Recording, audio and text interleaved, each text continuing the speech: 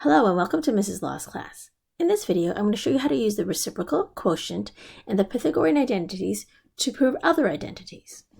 So here we have a couple of equations, and what I'm going to do is I'm going to draw a table, a left-hand side and right-hand side, and we're going to put in the expressions that we're trying to prove. Now, when we're proving identities, we probably want to work on the more difficult side to try to make it look like the easier side. So in this first one, tan squared theta divided by 1 plus tan squared theta, we're going to manipulate that to make it look like sine squared theta. Now if you take a look at the denominator, now you might not have these memorized, but actually I'll circle it in a different color. So in the denominator here, this actually is equal to secant squared theta, and that's one of our Pythagorean identities, which you can take a look at by going back. So I'm going to rewrite this as tan squared theta divided by secant squared theta. Okay, so to help us, I'm going to rewrite this horizontally. So tan squared theta divided by secant squared theta with a division symbol. And we know that tan squared theta is sine squared theta divided by cos squared theta. And that's divided by 1 over cos squared theta.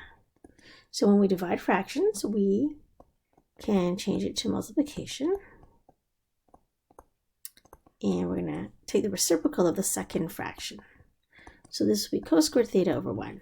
So now we can see that the cos squared thetas cancel off, and we have sine squared theta on the left-hand side and sine squared theta on the right-hand side. Now, some people like to write something called QED. And QED stands, I believe it's Latin, Quod Erat Demonstratum. That's what it stands for. And that means that which was to be determined. And we've proven that sine squared theta is equal to sine squared theta. Or, originally it was tan squared theta divided by 1 plus tan squared theta, and we reduced it down to sine squared theta. All right, let's take a look at another one. So again, I'm going to write my left-hand side and my right-hand side. And I'll put our two expressions into the table. Now, I like to usually work on the side which has a fraction to try to look like the other side which doesn't have a fraction. And I'm going to show you a little trick here.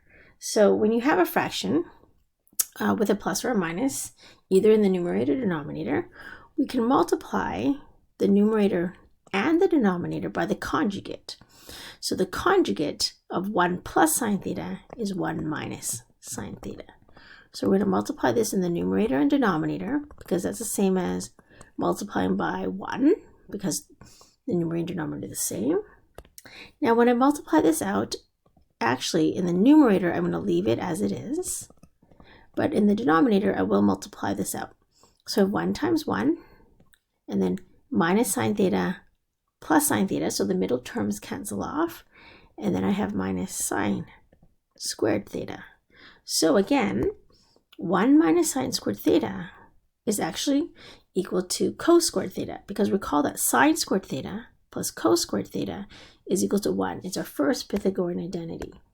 So 1 minus sine squared theta is cos theta. So I'm going to replace the denominator with cos squared theta. And then 1 over cos thetas will cancel off. So now I have 1 minus sine theta divided by cos theta. And here I can split this up into two fractions. So this will be 1 over cos theta minus sine theta over cos theta. And this actually is the same as secant theta minus tan theta, which is what I have on the right-hand side. So again, now we are done. QED.